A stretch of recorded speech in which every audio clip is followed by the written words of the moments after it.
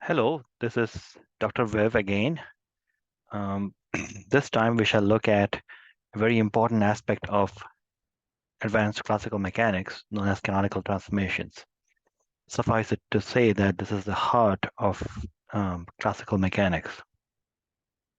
Specifically, we'll see that the four types of canonical transformations, which I've listed here as types F1, F2, F3, and F4, completely describe all possible transformations you can make that preserve certain properties. The viewpoint we are going to take is that they preserve the value of the action functional. So the action functional, as you may recall, S is the integral from some initial to final time of the Lagrangian dt. Now this is the modern point of view, since most theories, including quantum field theories and theories such as gravitation and string theory, are formulated using the principle of extremal action.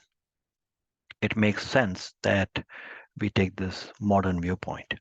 The slightly older viewpoint is that they are all kinds of transformations that leave something called the Poisson brackets invariant. These Poisson brackets formed a very important transition point between classical mechanics and quantum mechanics. In fact, Dirac was inspired by the appearance of the Poisson bracket in classical mechanics to invent the modern quantum commutator operator.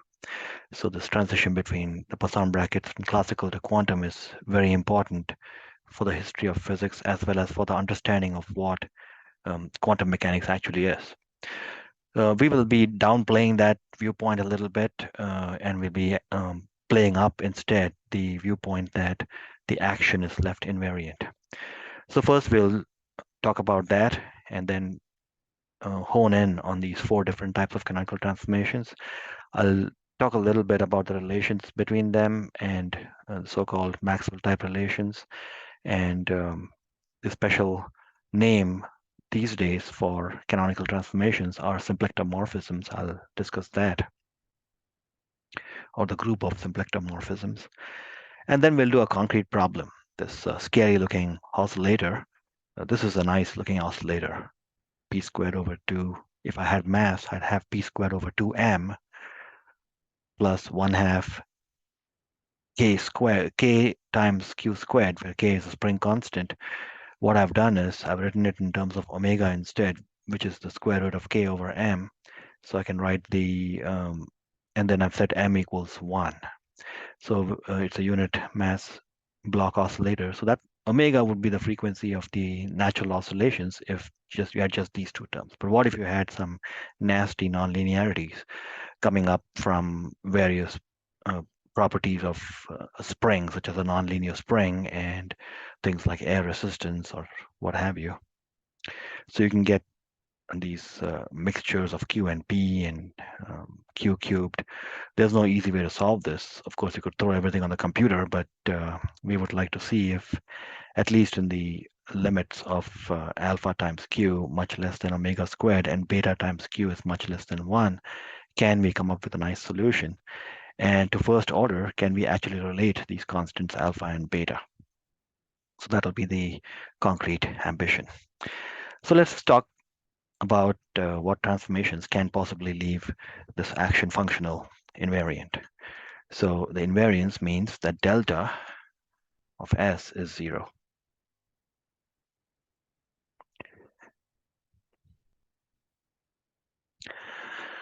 Now, first of all, before we go any further, I want to just show you how the Hamilton equations themselves arise from this. Recall that the connection between the Hamiltonian and the Lagrangian is that the Hamiltonian is pi qi dot minus Lagrangian, which is a function of qi dot and possibly time.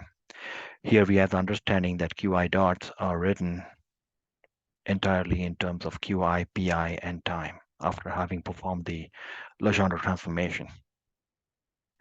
So we can use this to get the Lagrangian in terms of the Hamiltonian.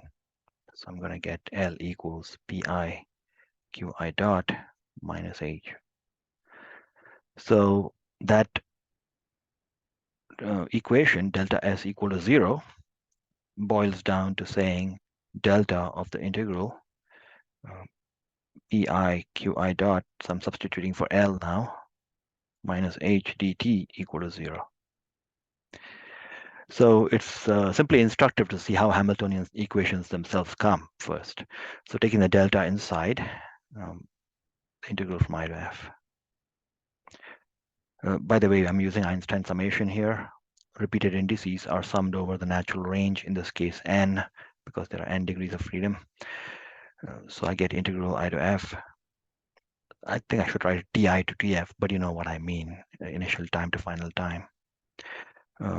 This gives me delta pi qi dot using the Leibniz rule plus pi delta qi dot minus delta h, but delta h can be written as del h by del qi delta qi minus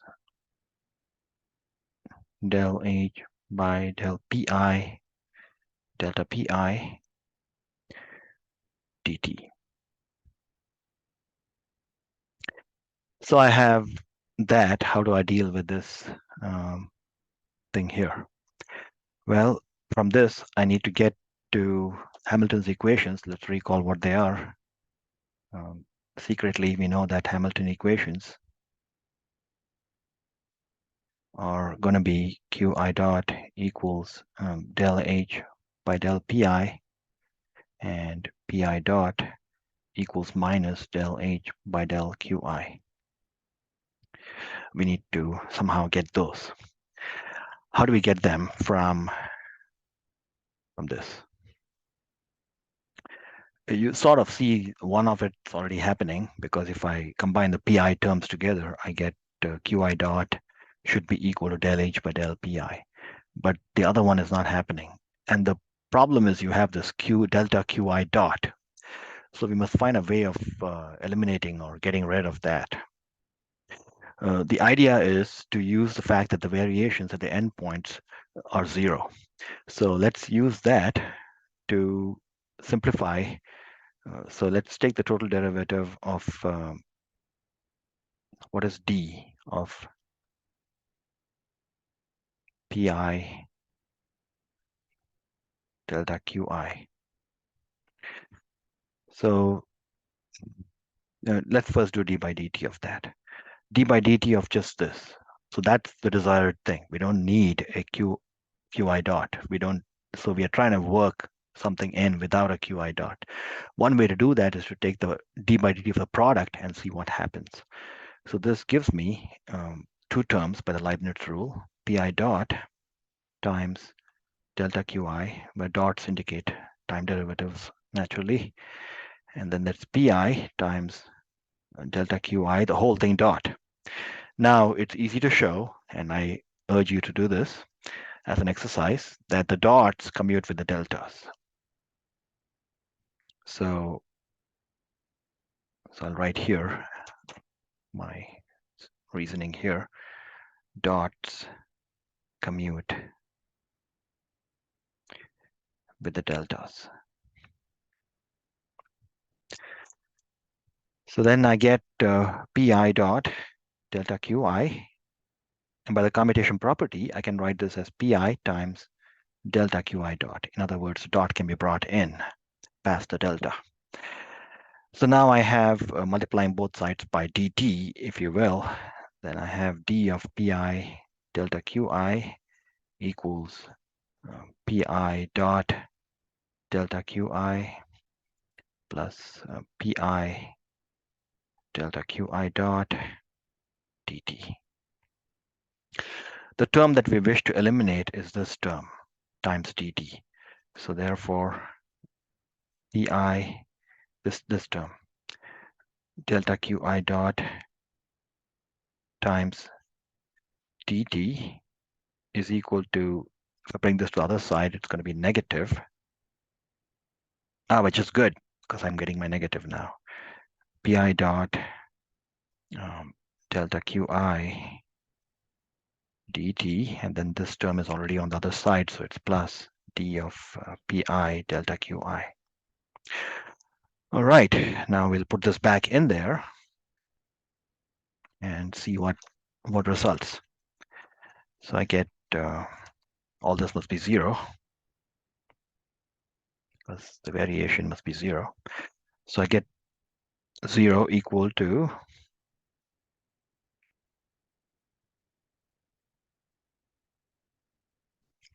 move this up a little.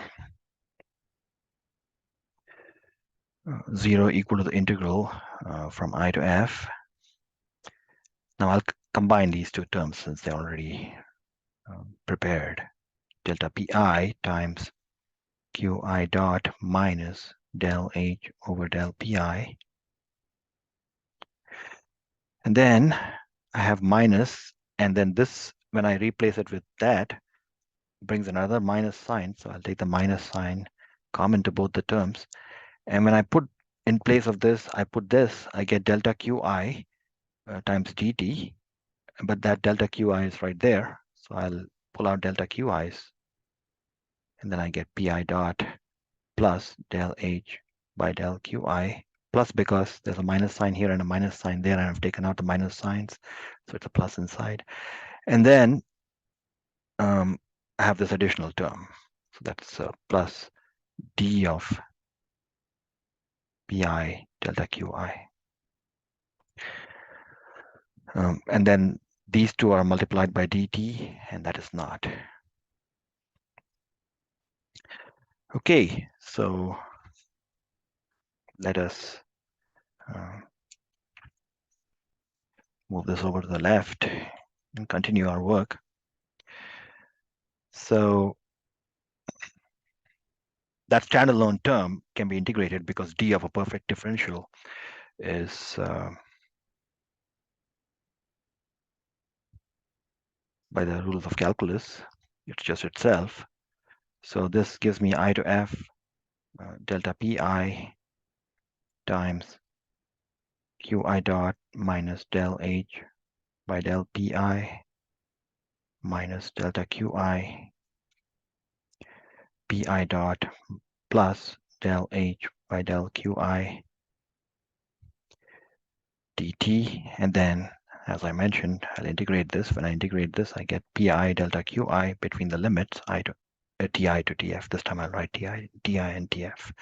Now these variations delta q's in phase space are going to be 0 at the endpoint. That's the whole point of the variational philosophy. You take a path that you deem to be your ideal path gamma naught between T1 and Ti and Tf, and then you do nearby paths around it. So you do this variation of all the nearby paths, but the variation does not mess with the endpoints. So at the endpoints, the delta q's are 0. So this term will not bother us anymore. And then that has to be true for all time and all kinds of variations. So the only way that can be true is each of them should be independently 0. Now, of course, there's technicalities involved here, and we saw some of these like Hilbert bump function lemma and so forth. But essentially, how can you make the integral 0? If it's a sum of two independent terms, you make each term 0. And we get our beloved Hamilton's equations.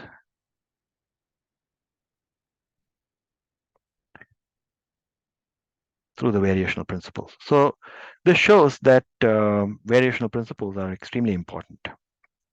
Now, any transformation that we do to the coordinates should preserve this sacred feature that delta s must be 0. So let's assume that such a transformation exists, and we want to do it for some reason, such as to solve the anharmonic oscillator or some other kind of problem. So let's assume that there's a transformation taking the old coordinates. We'll call the lowercase letters the old coordinates to the new coordinates, capital Qi, Pi, and T.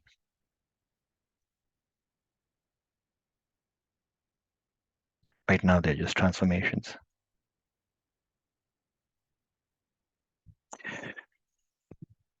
Now, it's important for these transformations to be taken in phase space rather than in configuration space, because if you do these transformations in phase space, they have some very important properties, such as volume preserving properties known as Liouville theorem, and also piecewise area preserving properties. So there are all kinds of neat things that occur in phase space, which do not occur in the configuration or state space. So it's very important to mess with both Q and P simultaneously.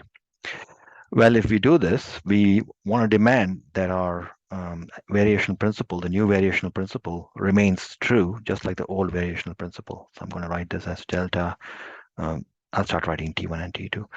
The old variational principle is the one that we just used to do the derivation of Hamilton's equations. Now, if I don't write any indices, it means that I am thinking of QIs, PIs, and T. So I'll just sometimes not do that. And that should be the same as delta from T1 to T2 of the new guys. This Hamiltonian, the new Hamiltonian, transformed Hamiltonian, is always referred to as K rather than H. Dt. K is sometimes called the Kamiltonian.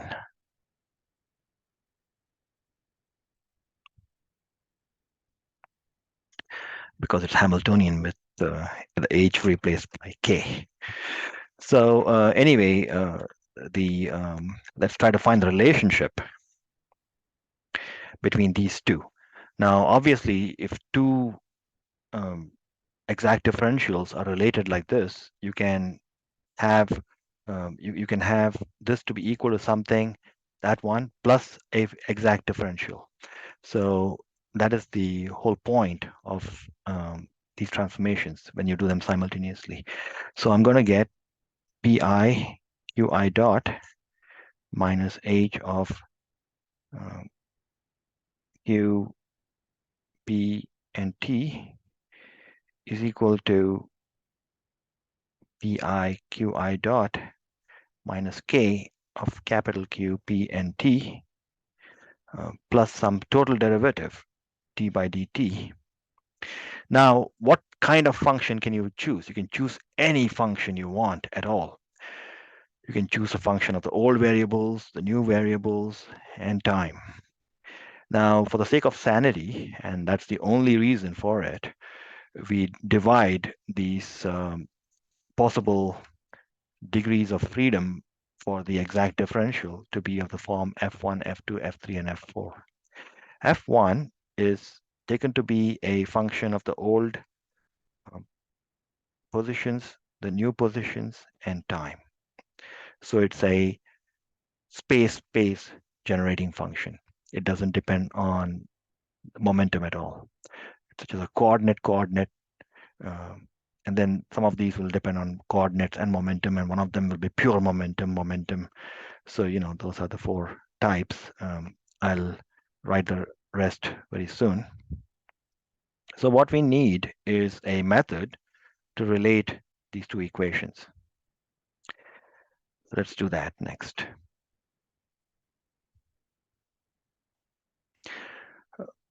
If for the left side to be equal to the right side, all we need is the action functional should be left invariant. So I'm going to write this as make some transformation. Left side should be, I'll just leave the left side alone.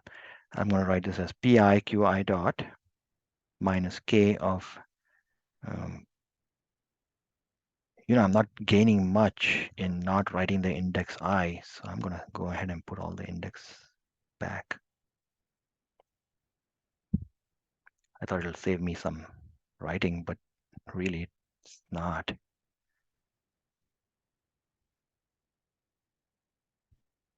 So k of capital QI, pi time.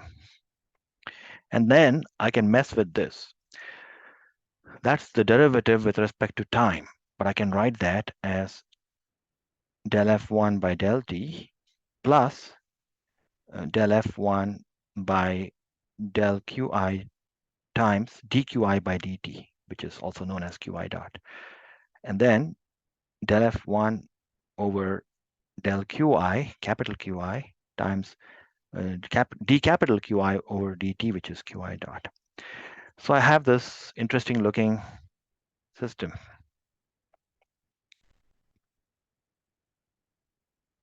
Immediately I latch on to the fact that on this side I have pi multiplying Qi dot. On this side I have del F1 by del little Qi multiplying Qi dot. Set them equal to each other.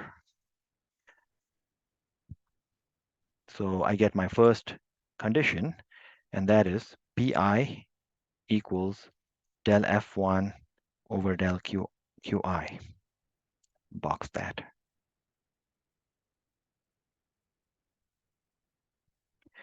What else can we do? The Hamiltonian is sitting all by itself on the left side. On the right side, you have the Kamiltonian as well as the time derivative, so we can set those equal. Stripping the negative sign, I'm going to get k equals h plus del F1 over del d.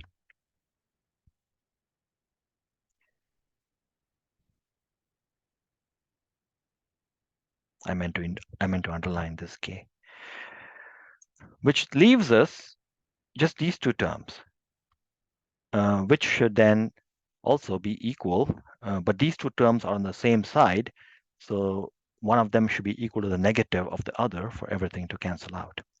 So I'm going to get the last equation is pi equals negative del F1 by del capital Qi. In this extremely simple way, we have related the knowing this generating function, these are called generating functions, knowing the generating function with respect to the old coordinates and the new coordinates, I've been able to find the new old relationship between the old momentum and this generating function and the new momentum and this generating function. Excellent. Now you can do the same thing for other generating functions. I'm not going to go through the details. They look exactly like this. I'll just give you the results. It's some good task for you on a sleepy afternoon to go through all of these one by one. So what I'm going to do is simply give you the result and trust that you will spend some quality time proving these. So if that's the generating function of the first kind, F1, I'll use the notation Q vector to indicate all of them at once. That's a better notation than I had before, which was write nothing. F2, function of the old coordinates, the new momenta, and time. So remember in our aim of the concrete aim of this video is to solve the anharmonic oscillator using an F2 type generating function, and that's a function of the old coordinates and the new momentum, exactly as advertised. And then F3 is a function of capital Q, P, T. That means new coordinates, old momenta, and time. And F4 is pure momentum.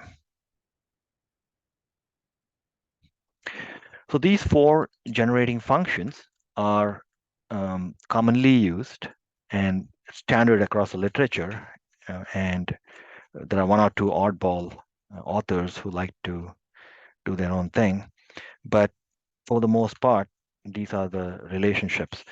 Now, for the sake of completeness, I'm going to fill in some of the, and the only reason I do this is because I need it. Otherwise, I would not do this. It's frightfully tedious. But for F2, you're going to get the relationships. So since I already have F2 determining little q and capital P, what I need are little p and capital Q. So for F2, the other two variables, the missing variables are the following. Pi is del F2 by del Qi. Qi is del F2 over del Pi. And as always, the Kamiltonian is the Hamiltonian plus the derivative with respect to time of this. By the way, if these generating functions don't depend on time, as this does not, then the Hamiltonian and the Kamiltonian will be exactly the same. And that's the great attractiveness for this method. You're not messing with the Hamiltonian, except for time derivatives. F3 will give me, now F3 is got the old new coordinates and the old momentum. So what we need to determine are the old coordinates and the new momentum. So the old coordinates, Qi is negative del F3 by del Pi. Again, some work is involved to show this. The work is no deeper than this. Kind of work basically consists of writing it out and then underlining it with color pencils. That's all it is. Complete the color pencil process here. Going back to this, I'm going to get capital, wait, little q has been determined, so now we need capital P. Pi is negative del F3 over del capital Qi, and then K is H plus del F3 over del T. And then F4 is got the two P's, which means you need the two Q's. So Qi is negative del F4 over del Pi. Capital Qi equals del F4 over del Pi. And K is H plus del F4 by del T. So these are all very cute. And I just want to give you an example of canonical transformations because so far I've not given you a single example. Yes, we'll be doing that concrete problem, but that's a complicated problem. So maybe I should give you some simple examples. Here's one. Let's take the type F1 generating function, which is simply Qi, which means it's a dot product of the old. Don't forget that this Einstein summation convention is involved. These are functions, which means that they can't be vectors. So this is essentially the dot product of the old and the new position vectors. So using the F1, so first of all, it doesn't depend on the times. The Kamiltonian is the same as the Hamiltonian. Let's find out the the old coordinates are going to be del F1 over del Qi. Well, that's just going to be Qi. So the old positions are the old momentum are the new positions. How about that? And what about the new momentum? Del F1 over del Qi, and that's equal to negative Qi. So this is amazing. The coordinates and momenta have been interchanged. So this shows you why canonical transformations are such a playful thing. They mess with the structure of phase space itself. Phase space has got a coordinate space and a momentum space. Well, canonical transformations mix them up. This canonical transformation has made the position space, the momentum space, and vice versa. So this is called the exchange transformation for that reason, obviously.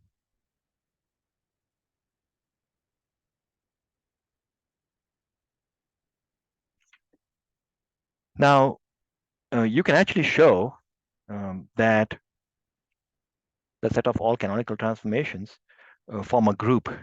And the proof of that, again, is not very deep or eliminating. It's just a bunch of writing.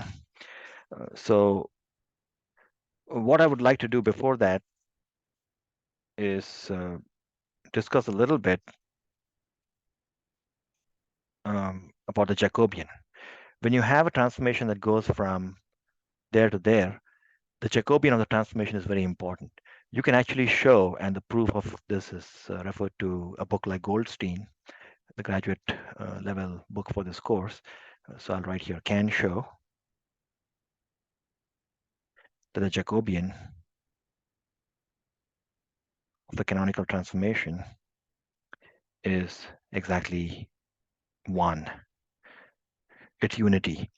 Because a Jacobian is exactly 1, the canonical transformation has got all kinds of beautiful volume preserving properties. If you go from one area of phase space to another area of phase space, the neighborhood of any trajectory will preserve its volume. And that's extremely useful in chaos theory, because in chaos, all kinds of stretching and warping goes on to the volume element, and it comes out completely unrecognizable after all these chaotic cycles. But the final phase space volume has not changed. So that's the first property. The second property is that the set of all canonical transformations form a group. Now, remember, to qualify as a group, you need to have 4 things satisfied. You need to have the identity element.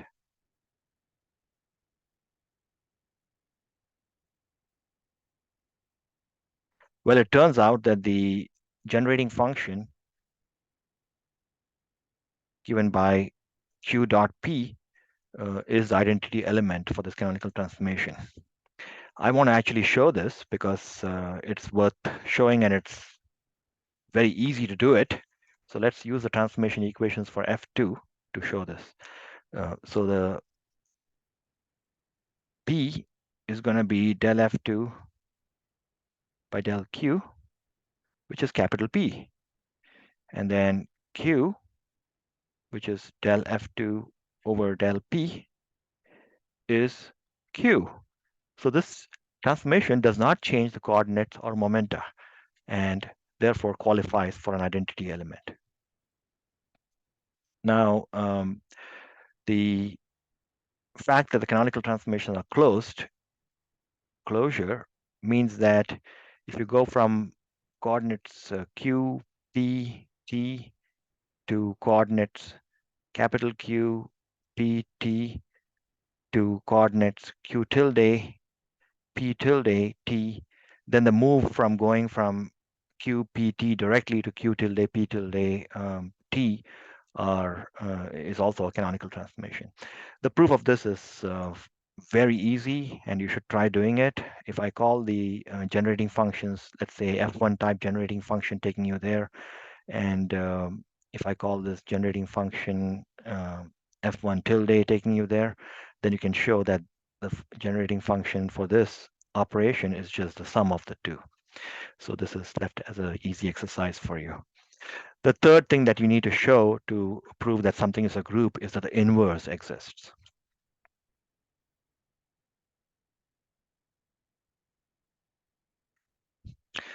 To show that the inverse exists, that is to show that if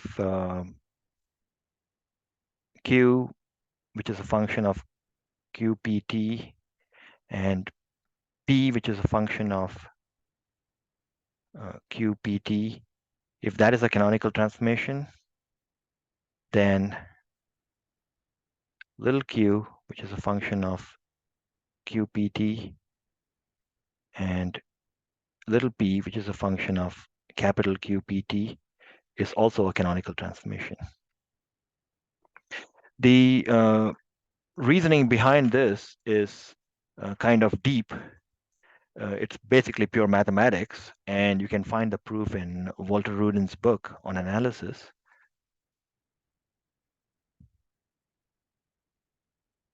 Under the term inverse mapping theorem. Under some suitable, very generous hypotheses, followed by these canonical transformation, the requirements for the inverse mapping theorem are met. And mainly, we need Jacobian not equal to 0, and I've already told you that you can use books like Goldstein to see that the Jacobian is in fact 1. And I think aside from that, you need some very basic C1 properties on these generating functions, and then you'll get the inverse mapping theorem. The last property that one needs to have to show associative show a group is associative. So identity is 1, closure, inverse, associative. Not very deep. It's a trivial proof. If you take a canonical transformation 1 and multiply it with the product of two canonical transformations, then that's the same as multiplying C1 and C2 and then with C3.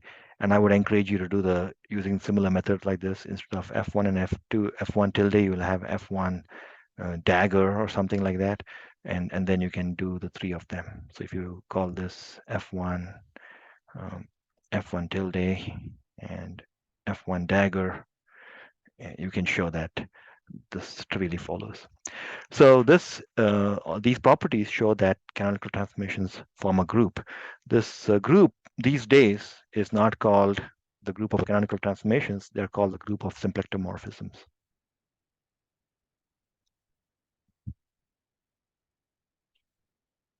And this leads to a big field of mathematics called symplectic geometry, and the related field of mathematics known as Poisson geometry.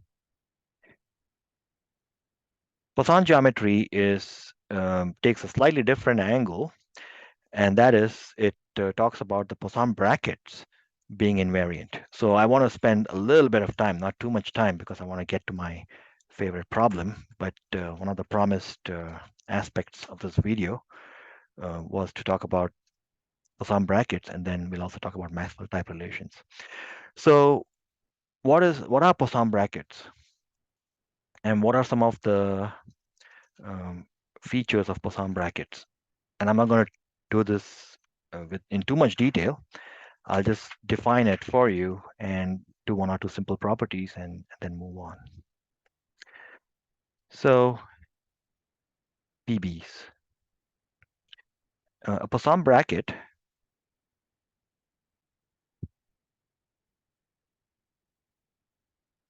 is basically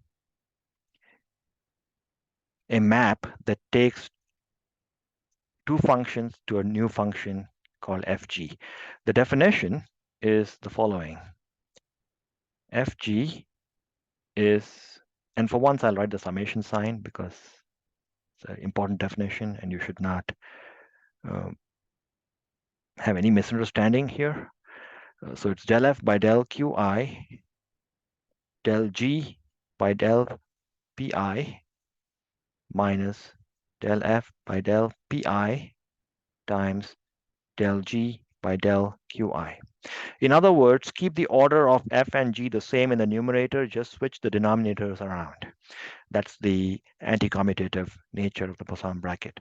Dirac saw this and immediately thought, wow, that looks a lot like what I've been trying to do with quantum mechanics. And so he was inspired to make the connection between Poisson brackets and quantum mechanics.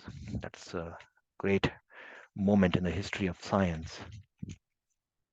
And certainly one of the reasons he got a Nobel Prize. So the Poisson bracket has got a lot of interesting properties. The main property is that it is skew symmetric. Fg is minus gf. And from this, you can conclude immediately, because if you set f equals g, then it tells you that ff is equal to minus ff, and that's implies a quantity can be equal to its negative only if it's equal to 0. Then it's got the properties of linearity, which comes from the linearity of the derivative operator. It's got the Leibniz rule, the distributive property, and then a terrifyingly important property known as Jacobi identity. The Jacobi identity is the cyclic sum of this is 0.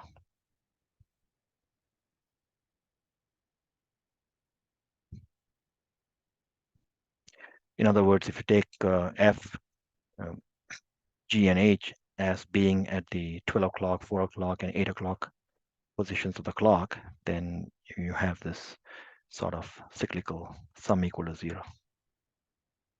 And then a very favorite property that Dirac used for his correspondence between classical and quantum mechanics is this one. F with a function f, which is a function only of, which is a function in turn of g's,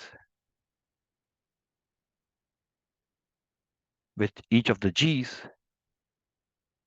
themselves functions of p, q, and t, then this is equal to the derivative of f with respect to g times f times gi.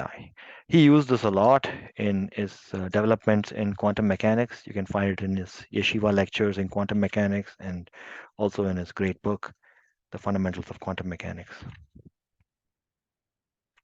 Now, there are two important properties which I would like to emphasize, and those are this. Two properties, and that is if f is Poisson with q, I get the negative gradient with respect to the momentum of f. And if f is Poisson with p, I get the gradient with respect to q of f. So these are extremely important relations. The gradient operators can be seen as a special case of Poisson brackets. Now, from this, you can write the Hamiltonian equations also in terms of Poisson brackets using these two. So the Hamiltonian equations come out rather cute. So q dot, which is none other than del p times h. We derived this first thing today. Q dot is del h by del pi, but that is the p gradient of h. So we can write this as QH. What a neat way of writing Hamilton's equation. It's just a Poisson bracket of Q with the Hamiltonian. And the other equation, P dot, well, P dot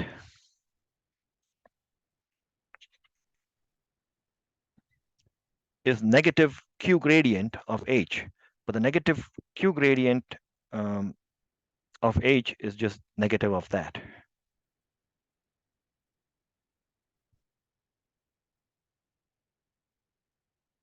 So these are the great equations of Hamilton written in Poisson bracket form. Now, you can show, and this is the reason I introduced the Poisson bracket, you can show that whatever we did, we took the point of view that canonical transformations are transformations that leave the action functional invariant, and the action functional left invariant gave us some conditions on what these generating functions do and how they should look, the four types of generating functions. You can show all of that by demanding that the Poisson bracket is left invariant. Or more specifically, the following Poisson bracket known as the elementary Poisson bracket. So I'm going to just state that, and I'm going to leave the subject of Poisson brackets and move on to Maxwell relations. So the elementary Poisson brackets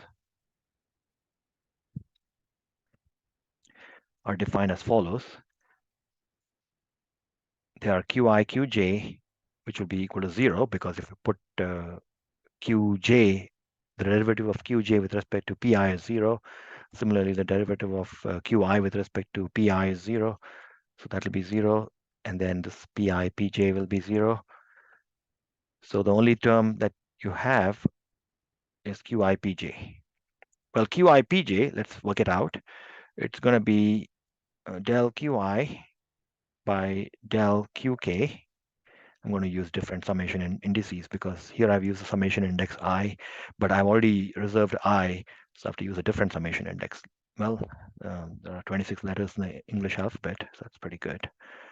It's Pj over del Pk minus del Qi. Remember the rule, keep the upstairs the same, only mess with the downstairs.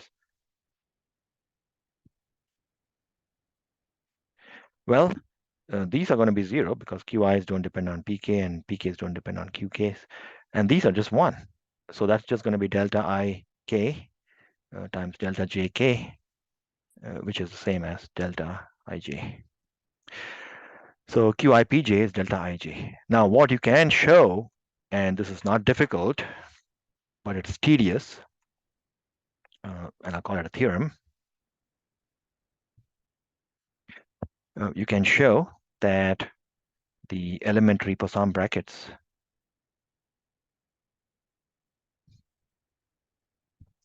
are invariant under a canonical transformation.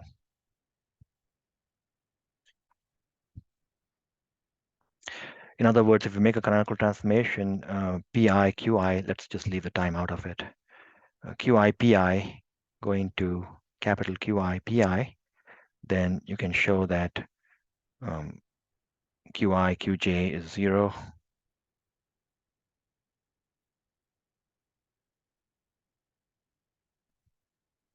And then Qi, pj is delta ij, same as before. So that's the beauty. Now, one more subject, and that is the subject of Maxwell-type relations. Maxwell relations are extremely useful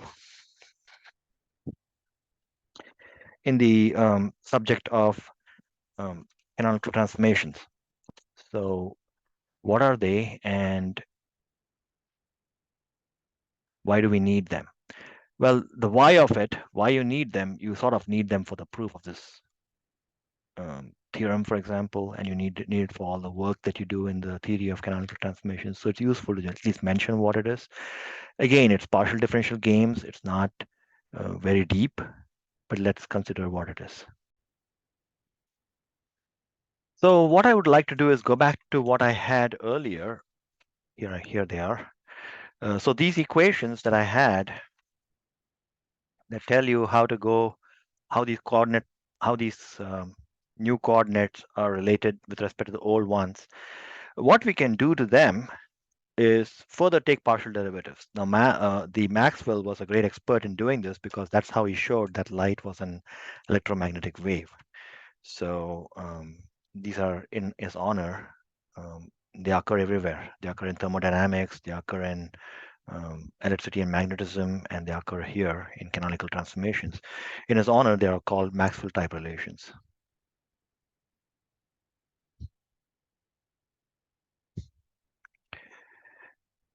And it's as simple as looking at, let me just do one of them, and then I'll just write the others. So let's look at the ones for generating function f1.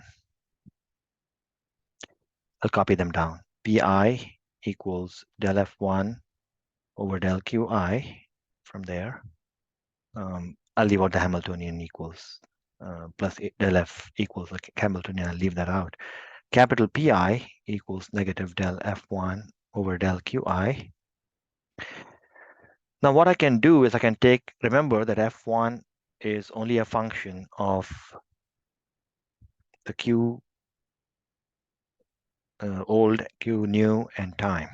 So all I can do is take another derivative with respect to the other variable. So if I do del 2 f1 over del qi del qk, by the theorems of partial derivatives, you know that that's the same as del 2 f1 over del qk del qi. This is known as the theorem of Clairaut's theorem. If f1 is continuous with continuous partial derivatives of the second order, known as c greater than or equal to 2. By the way, these are the same hypotheses you need for the inverse mapping theorem to prove the inverse canonical transformation exists. So just applying this to that gives us our first Maxwell equation. I get del pi over del qk equals minus del pk over del qi. Done. There are similar Maxwell relations for f2. I want to write that down here. Del pi over del pk equals, that's for f1, del qk over del qi.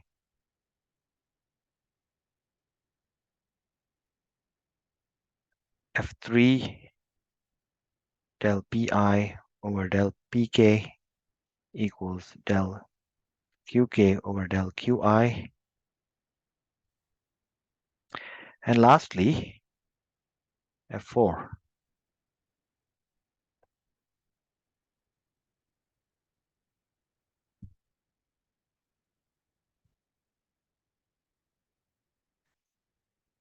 So each of these generating functions yields its own little Maxwell relations. Collectively taken together, these are the necessary and sufficient conditions for any transformation. It need not fall under the four types F1, F2, F3, and F4. It can be some weird, wild canonical transformation. I can take a canonical transformation that depends on everything: old momentum, old coordinates, new coordinates. For anything to satisfy the requirements of a canonical transformation, all four of these must be valid. So this is the very important, necessary, and sufficient condition for our canonical transformations.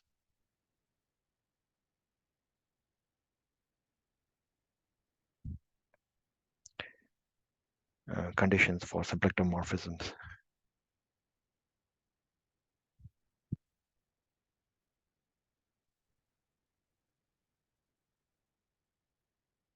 All right, so I have laid the theoretical foundations for the last part of today, and that is to solve the anharmonic oscillator. So the aim is to use the F2 generating function to reduce the anharmonic oscillator Hamiltonian to a Kamiltonian, which is trivial. So that's the ambition that we have. Let's proceed. So this is the exciting part, and let's hope I can do it in reasonable time. So the desired outcome here is that we need to have k of qp, the new coordinates and the new momenta, to look something like this. How nice it would be if we could do that, because then all we have to do is use sines and cosines. Okay, so the old Hamiltonian, nasty Hamiltonian, was this. I'm copying from here.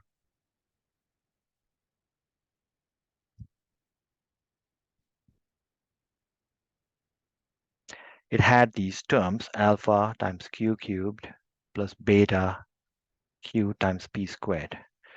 Now, you should convince yourself, and this is where you pause the video and convince yourself that the units of beta are 1 over meters. The units of alpha are 1 over meters times second squared. And then I'm going to define a canonical transformation which will have A and B in it. So we'll look at the units of A and B soon. The canonical transformation I'm going to look at, which they have suggested to us, has got these A and B in it. And that canonical transformation is F2 type. F2s mix up the new momentum with the old coordinates. So that's QP plus A times Q squared P plus B times P cubed. Convince yourself that the value of the units of A are 1 over meters and the units of B are second squared per meter. These units will be very useful to see if you're barking up the wrong tree, because sometimes in all these calculations, you can really go wrong. So the transformation equations for generating function of type F2, I'll pull from here. It is the new P, that's all in one variable, so I'll omit the index I. So P is going to be del F2 over del little q. Q is going to be del F2 over del capital P. Kamiltonian is a Hamiltonian plus the time derivative of F2 with respect to time. Well, there is no explicit dependence on time. So the Hamiltonian and the Kamiltonian are identical, which is great, because when we write the Kamiltonian, we've written down the Hamiltonian. There's no difference between the two of them. Now, let us actually do the partial derivatives. This is just very simple exercises. Let's go through them.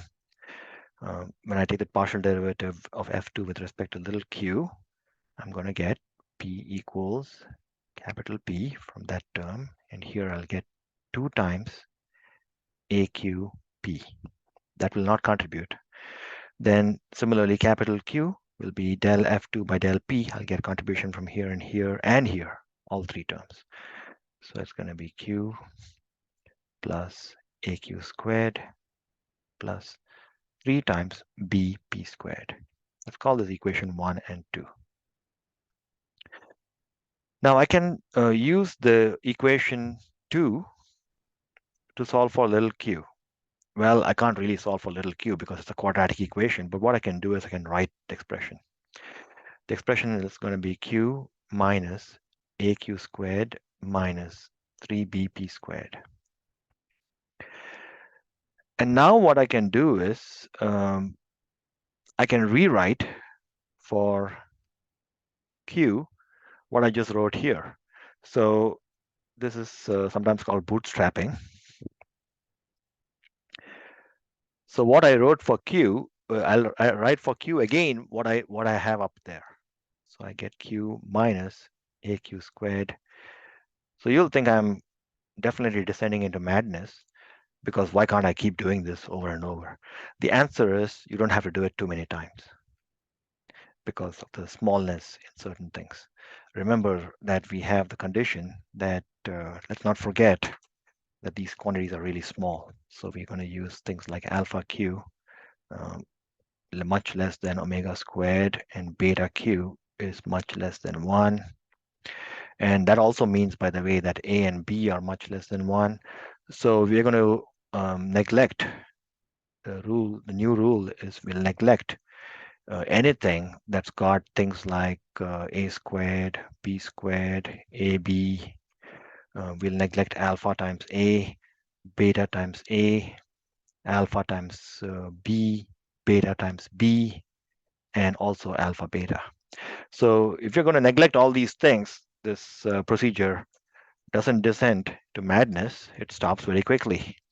So Q approximately is equal to capital Q minus AQ squared. That will disappear. That will disappear due to all these assumptions. Minus the last term, which is 3BP squared. Not bad.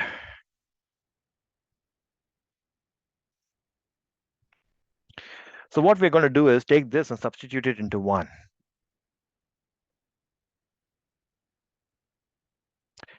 That gives me P equals capital P plus 2A. Now I'm going to substitute.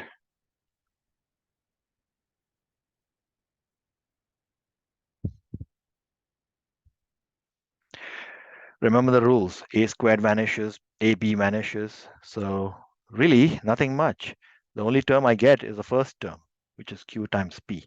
So all these approximations are designed to make our life simple. We are, in a sense, linearizing the problem quite a bit. So P equals P plus 2AQP. Okay, now the hard part is to write the Kamiltonian. Well, the Kamiltonian as a function of Q and P is going to be the Hamiltonian as a function of Q and P, because the time derivative is 0. Now we have to write that down. If you notice, the Hamiltonian has got an interesting structure. It's got P squared occurring twice and a Q squared occurring only once. So I'll take the P squareds together. So I get half plus beta Q. And I'll take the Q squareds outside. So I get omega squared over 2 plus alpha times Q. Q squared. Let's see if this is going to be any easier. Well, it's approximately equal to, now I'll put what I have for P and Q up there. It's not going to be pretty, but it's certainly something that we can do. When I square P squared, I'm going to get P squared plus 4AQ P squared, because it's this times that. And then this term Aha, but that's a squared gets killed times half plus beta. I'm writing just the first term right now, this term. Beta times q minus aq squared minus 3bp squared plus the second term. So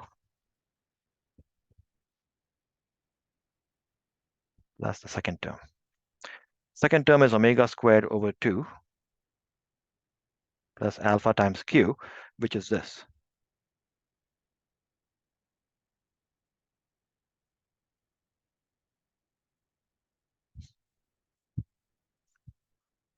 Times q squared. Now, when I do q squared, I'm going to get a horrific number of terms.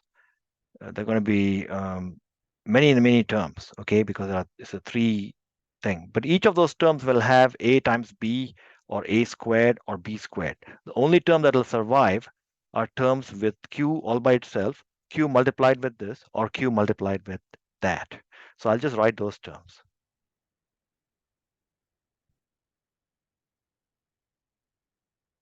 Using the a plus b plus c squared formula, you get a squared plus b squared plus c squared, and then you get 2ab, 2bc, all those 2 factors I'm writing here. And 2 times 3 is 6. That's how I get the 6. b qp squared. So that's the Kamiltonian. Now, when you further reduce it, you can make the approximation that beta times a is 0, beta times b is 0. So very quickly, the Kamiltonian reduces in complexity. So it's just from this term, I just get 4aqp squared. And then from this bracket, I just get half plus beta q is the only survivor because beta times a is 0, beta times b is 0. And then let's look at the other term. From here, the only survivor from the first factor is the first one because alpha times a is 0, alpha times b is 0. So I just get omega squared over 2 plus alpha times q. And then this term. Here, everything survives for now.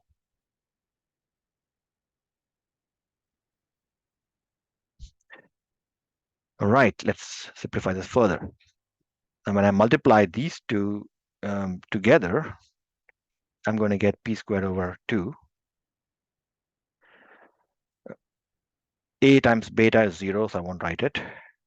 And then I also get omega squared over 2q squared. So let me write that together.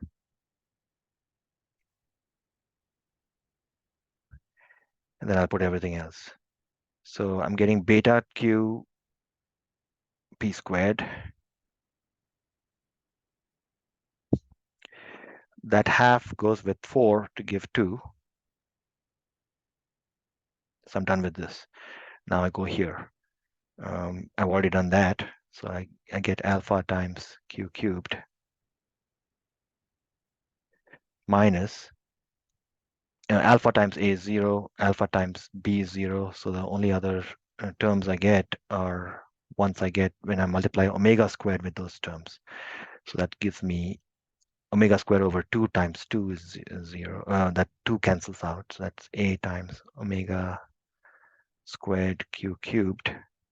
And then 2 times 6 is 3. So that's minus 3b q p squared omega squared. Whoa, quite amazing. We have succeeded in writing the Hamiltonian. So the Kamiltonian K is p squared, capital P squared over 2 plus omega squared over 2q squared plus a bunch of terms. I have a qp squared common, beta plus 2a, because qp squared comes here, here, and here, minus 3b omega squared, plus then I have q cubed coming from those terms. alpha minus a omega squared q cubed. Now I have still not chosen my A's and B's. A's and B's are hitherto completely undetermined. I can now be clever. I can say, hey, I haven't told you what my A's and B's are. I'll tell you now. So need my A's and B's to be such that these two equations are solved simultaneously. So that tells me that A must be equal to alpha over omega squared. Brilliant. That gets rid of that term. And then B will be equal to beta over 3 omega squared plus 2a, which is 2a, which is alpha over omega squared. So I'll write it everything in terms of beta, alpha and beta over 3 omega to the 4, because I've taken the omega squared and further omega squared to give omega to the 4th. So that's beautiful.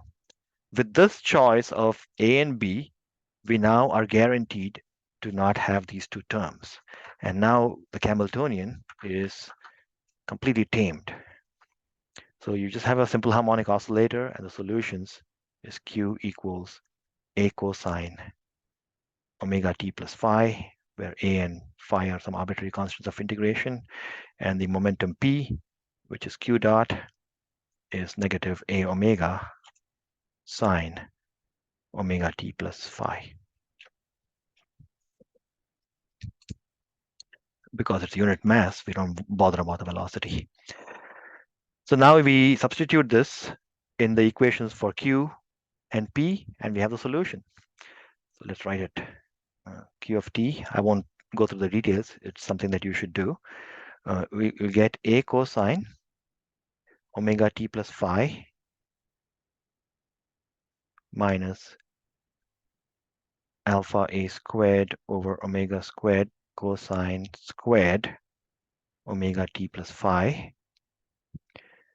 minus beta plus 2 alpha over omega squared A squared sine squared omega t plus phi.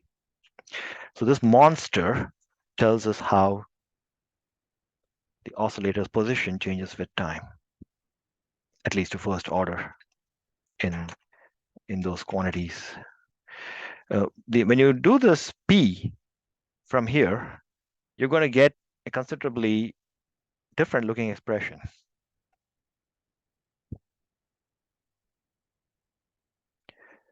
You'll get something like this.